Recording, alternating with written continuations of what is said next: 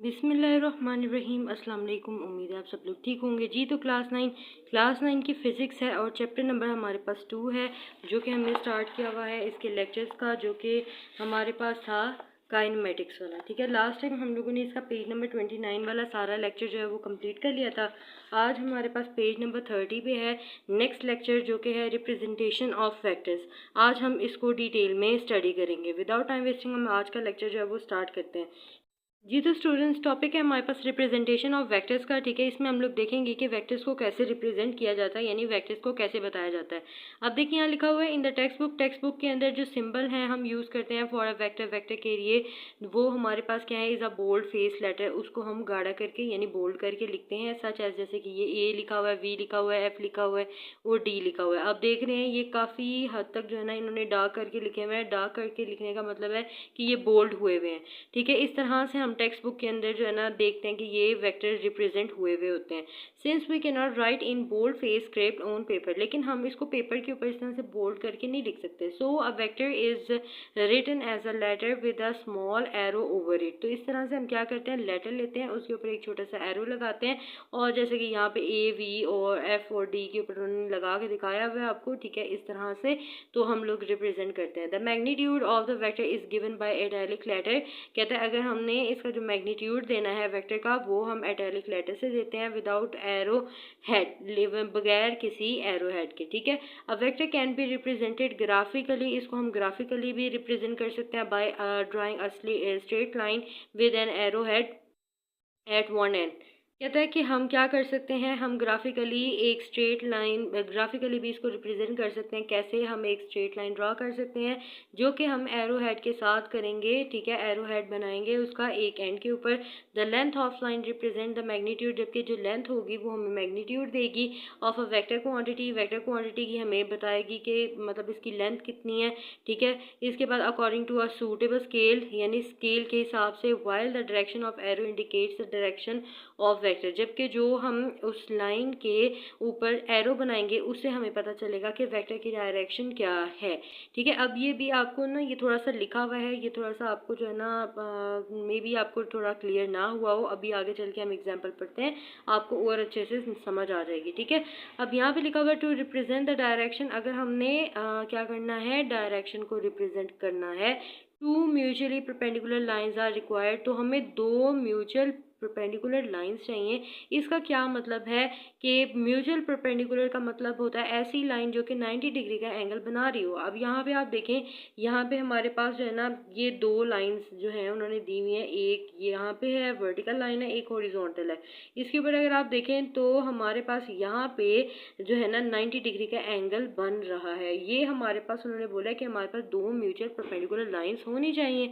ठीक है जी, इसके बाद जैसे कि we can draw one line to represent east and east west. एक हम ऐसी जो है ना वो लाइन ड्रा करेंगे जो कि ईस्ट वेस्ट डायरेक्शन को रिप्रेजेंट करेगी, and other line to represent north south, जो कि दूसरी जो होगी वो नॉर्थ और साउथ को रिप्रेजेंट करेगी। अब जैसे कि आप देखें, ईस्ट वेस्ट वाली लाइन है एक, और एक नॉर्थ और साउथ वाली है। ये दोनों एक दूसरे के परपेंडिकुलर है क्योंकि ये यहाँ पे 90 डिग्री का एंगल बना रहे हैं।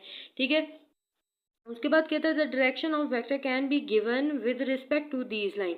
तो हम जो डायरेक्शन होगी वेक्टर की वो हम दे सकते हैं इन लाइंस की मदद से। ठीक है ना, इन लाइंस के हिसाब से। मोस्टली वो यूज़ ओनली टू लाइंस। आमतौर पे कहते हैं कि हम लोग जो है ना दो लाइंस का इस्तेमाल करते हैं which are perpendicular to each other, और वो दोनों आपस में क्या होते हैं, एक दूसरे के परपेंडिकुलर होते हैं। हॉरिजॉन्टल लाइन एक्स, और एक्स ये ऊपर डैश लगी हुई है, इज कॉल्ड एक्स एक्सिस। इसको हम एक्स एक्सिस कहते हैं। Vertical line Y and Y dash is called Y axis. जी तो स्टूडेंट्स, यहाँ पे एक्स एक्सिस और वाई एक्सिस के बारे में हमें जो चीज़ बताई गई है यानी फिगर 2.1 बी में, अब यहाँ पे आप देखें कि ये थी हमारे पास फिगर 2.1 ए, जो कि ये थी जिसमें हमने ईस्ट वेस्ट वाली और नॉर्थ साउथ वाली दो लाइंस ली थी जो कि म्यूचुअली परपेंडिकुलर थी, यानी 90 डिग्री का एंगल बना रही थी। इसी तरह से हमने अब जो है ना इसमें क्या लिया है कि हमने दो लाइंस ली हैं, एक है एक्स एक्सिस और एक है वाई एक्सिस। जो हॉरिजॉन्टल लाइन होती है इसको हम एक्स एक्स एक्सिस कहते हैं, जबकि जो वर्टिकल लाइन होती है इसको हम वाई एक्सिस कहते हैं।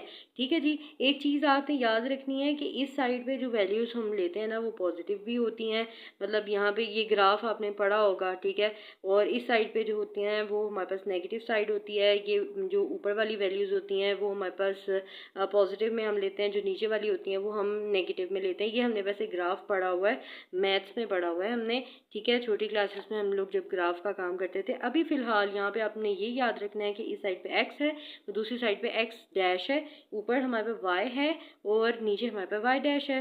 ठीक है जी। Point with these axis meet is known as origin, यानी कहता है ये वो पॉइंट जहाँ पे एक्स और वाई एक्सिस दोनों आके मीट करते हैं, इस पॉइंट को हम ओरिजिन कहते हैं। The origin is usually denoted by O, इसको हम ओ से रिप्रेजेंट करते हैं। These axis also known as also called reference axis. अब इन हमारे पास जो एक्सिस हैं इनको हम रेफरेंस एक्सिस का नाम भी देते हैं। ठीक है जी। इसके बाद है जी हमारे पास a vector is drawn starting from the origin of the reference axis toward the given direction. अब कहता है कि हम क्या करेंगे, एक वेक्टर ड्रॉ करेंगे जो कि इसके ओरिजिन से स्टार्ट होगा ऑफ द रेफरेंस एक्सिस, यानी इन रेफरेंस एक्सिस है, यानी एक्स और वाई एक्सिस के सेंटर पॉइंट से स्टार्ट होगा और जिस डायरेक्शन में हमने इसको ड्रॉ करना है हम वो करेंगे। The direction is usually given by an angle theta. जो डायरेक्शन है वो आमतौर पर थीटा के ज़रिए मेंशन की जा रही है विद एक्स एक्सिस, जो कि एक्स एक्सिस के साथ बनेगा। Angle with x axis is always measured from the right side of x axis in the anti clockwise direction। कहता है जो एंगल हम एक्स एक्सिस के साथ बनाते हैं वो हमेशा जो है वो मेजर किया जाता है राइट साइड से, यानी हमारी राइट साइड ये है यहाँ से, और इसको हम एंटी क्लॉकवाइज में ही डायरेक्शन में ही इसको मेजर करते हैं। ठीक है जी। तो ये था हमारा आज का लेक्चर जिसमें हम लोगों ने क्या पढ़ा है हमने रिप्रेजेंटेशन ऑफ वेक्टर्स। ठीक है, उम्मीद है आपको बहुत अच्छे से समझ आई होगी। अगर आपको कोई इशू है, कोई प्रॉब्लम है तो आप नीचे कमेंट सेक्शन में मेरे से पूछ सकते हैं। इंशाल्लाह मैं आपको रिप्लाई ज़रूर दूंगी इंशाल्लाह। ठीक है, और इसके जो पिछला लेक्चर अगर आपने वो नहीं देखा तो नीचे डिस्क्रिप्शन बॉक्स में आपको प्लेलिस्ट में बना के जो है ना वो उसका लिंक डाल दूंगी, आप वहाँ से आसानी से देख सकेंगे। So thank you so much for watching. Keep learning, keep sharing. See you next video. Take care and Allah Hafiz.